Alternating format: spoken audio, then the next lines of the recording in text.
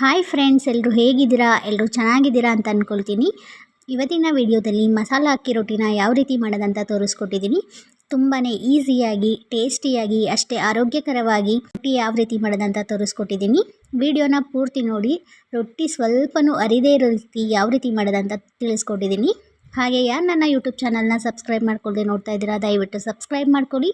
ಹಾಗೆ ವಿಡಿಯೋ ಇಷ್ಟ ಆದರೆ ಲೈಕ್ ಮಾಡಿ, ಶೇರ್ ಮಾಡಿ. ಬನ್ನಿ ಇವಾಗ ರೊಟ್ಟಿ ಯಾವ ರೀತಿ ಮಾಡೋದಂತ ನೋಡ್ಕೊಳ್ಳೋಣ. ಮೊದಲಿಗೆ ಒಂದು ಪಾತ್ರೆ ತಗೊಳ್ಳಿ.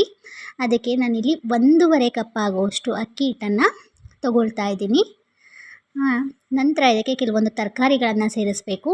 ತುರಿದಿರೋ ಸೌತೆಕಾಯಿ, ಹಸಿಮೆಣಸಿನ್ಕಾಯಿ ಪೇಸ್ಟ್, ಸಣ್ಣದಾಗಿ ಹೆಚ್ಚಿರೋ ಕರಿಬೇವು, ತುರಿದಿರೋ ಕ್ಯಾರೆಟ್, ಸಣ್ಣದಾಗಿ ಹೆಚ್ಚಿರೋ ಕೊತ್ತಂಬರಿ ಸೊಪ್ಪು, ತುರಿದಿರೋ ಅಂಥ ಈರುಳ್ಳಿ, ಸಬ್ಸಿಗೆ ಸೊಪ್ಪು ಇದ್ದರೆ ಅದನ್ನು ಕೂಡ ಸೇರಿಸ್ಕೊಳ್ಬೋದು ಸಣ್ಣದಾಗಿ ಹೆಚ್ಚಿ.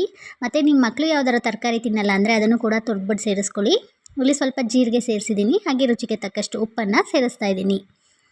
ಎಲ್ಲನೂ ಒಂದು ಸರಿ ಚೆನ್ನಾಗಿ ಮಿಕ್ಸ್ ಮಾಡ್ಕೋಬೇಕು. ನೀರು ಹಾಕ್ಕೊಳ್ದೇ ಒಂದು ಸರಿ ಚೆನ್ನಾಗಿ ಹಸಿಟ್ಟಿಗೆ ಹೊಂದೋ ರೀತಿ ಮಿಕ್ಸ್ ಮಾಡ್ಕೊಳ್ಳಿ. ನುಗ್ಗೆ ಸೊಪ್ಪು ಕೂಡ ಸೇರಿಸ್ಕೊಂಡು ಮಾಡ್ಕೊಳ್ಬೋದು, ತುಂಬಾ ಹೆಲ್ದಿಯಾಗಿರುತ್ತೆ. ಹಾಗೆ ಇಲ್ಲಿ ಒಂದು ಬಟ್ಲು ಅನ್ನನ ಸಣ್ಣದಾಗಿ ಪೇಸ್ಟ್ ಮಾಡಿ ಹಾಕ್ಕೊಳ್ತಾ ಇದ್ದೀನಿ. ಅನ್ನ ಆಪ್ಷನಲ್ಲು. ಅನ್ನ ಹಾಕ್ಕೊಂಡ್ರೇ ರೊಟ್ಟಿ ಸಾಫ್ಟಾಗಿ ಬರುತ್ತೆ. ಅನ್ನ ಹಾಕ್ಕೊಂಡು ಒಂದು ಸರಿ ಚೆನ್ನಾಗಿ ಮಿಕ್ಸ್ ಮಾಡ್ಕೊಳ್ಳಿ. ಹಾಗೆ ಸ್ವಲ್ಪನೇ ನೀರನ್ನ ಸೇರಿಸ್ಕೊಂಡು ಮಿಕ್ಸ್ ಮಾಡ್ಕೊಳ್ಬೇಕು.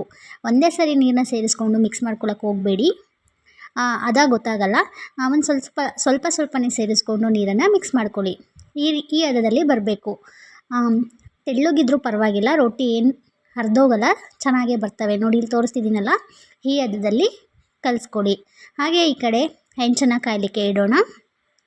ಇಲ್ಲಿ ರೊಟ್ಟಿ ಮಾಡಲಿಕ್ಕೆ ಅಂತಲೇ ರೊಟ್ಟಿ ಶೀಟ್ಸ್ ಸಿಗುತ್ತೆ ಅಂಗಡಿಯಲ್ಲಿ. ಅದನ್ನು ತೊಗೊಂಡು ಈ ರೀತಿ ರೌಂಡಾಗಿ ಕಟ್ ಮಾಡಿ ಇಟ್ಕೊಳ್ಳಿ. ಅದಕ್ಕೆ ಸ್ವಲ್ಪ ಎಣ್ಣೆನ ಸವರ್ಕೊಳ್ತಾ ಇದ್ದೇನೆ. ಒಂದು ಉಂಡೆ ಹಸಿಟ್ಟನ್ನು ತೊಗೊಂಡು ಒಂದು ಪ್ಯಾಕಿಂಗ್ ಕವರ್ಗಳು ಬರ್ತಾವಲ್ಲ, ಅದನ್ನು ಈ ರೀತಿ ಕಟ್ ಮಾಡಿ ಇಟ್ಕೊಂಡಿದ್ದೀನಿ. ಅದಕ್ಕೂ ಎಣ್ಣೆನ ಸವರಿ ಹಿಟ್ಟು ಮೇಲೆ ಮುಚ್ಚಿ, ಏನಿಲ್ಲ ಫ್ರೆಂಡ್ಸ್, ಈಸಿಯಾಗಿ ಈ ಥರ ಸ್ಪ್ರೆಡ್ ಮಾಡ್ತಾ ಹೋಗೋದಷ್ಟೇ. ಅದು ಸ್ವಲ್ಪನೂ ಕಷ್ಟನೇ ಇಲ್ಲ. ಈ ರೀತಿ ಸ್ಪ್ರೆಡ್ ನಾವು ಎಷ್ಟು ತೆಳ್ಳಗೆ ಸ್ಪ್ರೆಡ್ ಮಾಡ್ತೀವೋ ಅಷ್ಟು ಚೆನ್ನಾಗಿ ಬರುತ್ತೆ. ಸ್ವಲ್ಪನೂ ಅರ್ಧೋಗಲ್ಲ, ತುಂಬಾ ಚೆನ್ನಾಗಿ ಬರ್ತವೆ. ನೀವು ಎಷ್ಟು ತೆಳ್ಳಗಾಗಬೇಕು ಅಂದರೂ ಮಾಡ್ಕೊಳ್ಬೋದು. ನೋಡಿ ಇಲ್ಲಿ ವೀಡಿಯೋದಲ್ಲಿ ತೋರಿಸಿದ್ದೀನಲ್ಲ, ಅದೇ ರೀತಿ ನಿಮ್ಗೆ ಎಷ್ಟು ಅಗಲ ಬೇಕೋ ಅಷ್ಟು ಅಗಲಕ್ಕೆ ತೆಳುವಾಗಿ ಸ್ಪ್ರೆಡ್ ಮಾಡ್ಕೊಳ್ತಾ ಹೋಗಿ. ತುಂಬಾ ಈಸಿಯಾಗಿರುತ್ತೆ, ಸ್ವಲ್ಪನೂ ಕಷ್ಟ ಅನಿಸಲ್ಲ. ಒಂದು ಸರಿ ಟ್ರೈ ಮಾಡಿ ನೋಡಿ. ಥರ ಸ್ಪ್ರೆಡ್ ಮಾಡಿ ಹಂಚಿಗೆ ಈ ಒಂದು ಟಿಪ್ಸ್ ಅಂತಲೇ ಅಂದ್ಕೊಳ್ಳಿ. ಈರುಳ್ಳಿನ ಎಣ್ಣೆ ಹಚ್ಕೊಂಡು ಈ ರೀತಿ ಯಾವುದೇ ಹಂಚಿಗೆ, ಅಂದರೆ ದೋಸೆ, ಚಪಾತಿ ಏನೇ ಮಾಡಿದ್ರೂ ಮೊದಲಿಗೆ ಈ ರೀತಿ ತಿಕ್ಕೋದ್ರಿಂದ ದೋಸೆ, ಚಪಾತಿ, ರೊಟ್ಟಿ ಯಾವುದು ಕೂಡ ಸ್ವಲ್ಪನೂ ಅರಿಯದೆ ಚೆನ್ನಾಗಿ ಬರ್ತವೆ.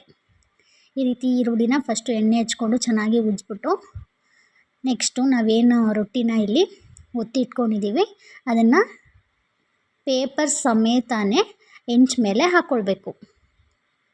ನೋಡಿ ಇಲ್ಲಿ ತೋರಿಸ್ತಾ ಇದ್ದೀವಲ್ಲ, ಈ ರೀತಿ ಪೇಪರ್ ಸಮೇತನೇ ಹಾಕ್ಕೊಂಡು ಸ್ವಲ್ಪ ಹೊತ್ತಾದ ಕೂಡಲೇ ಅದು ಪೇಪರ್ ಮೇಲೆ ಬಂದುಬಿಡುತ್ತೆ.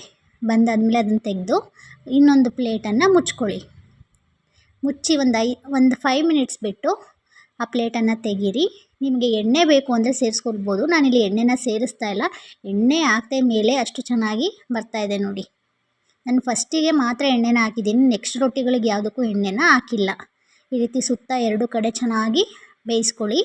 ಇವಾಗ ನೋಡಿ ಮಸಾಲ ಹಾಕಿ ರೊಟ್ಟಿ ತುಂಬಾ ಚೆನ್ನಾಗಿ ರೆಡಿಯಾಗಿದೆ. ಇದಕ್ಕೆ ಕಾಯಿ ಚಟ್ನಿನೂ ಚೆನ್ನಾಗಿರುತ್ತೆ. ಇಲ್ಲ ಈ ಥರ ಏನಾದರೂ ಖಾರ ಇರುತ್ತೆ ನೋಡಿ, ಅದಕ್ಕೆ ಸ್ವಲ್ಪ ತುಪ್ಪನ ಸೇರಿಸ್ಕೊಂಡು ತಿಂತಾಯಿದ್ರೆ ಸಖತ್ತಾಗಿರುತ್ತೆ, ಹೆಲ್ದಿಯಾಗಿರುತ್ತೆ. ನೀವು ಮನೇಲಿ ಒಂದ್ಸರಿ ಟ್ರೈ ಮಾಡ್ತೀರಲ್ಲ. ನಿಮ್ಮ ಮಕ್ಕಳು ಯಾವುದಾದ್ರು ತರಕಾರಿ ತಿಂದಿಲ್ಲ ಅಂತ ಹೇಳಿದ್ರೆ ಎಲ್ಲ ಮೂಲಂಗಿ, ಗೆಡ್ಡೆಕೋಸು ಯಾವುದು ಬಿಡಬೇಡಿ, ಈ ರೀತಿ ರೊಟ್ಟಿ ಮಾಡ್ಕೊಳ್ಳಿ, ಇಷ್ಟಪಡ್ತಾರೆ.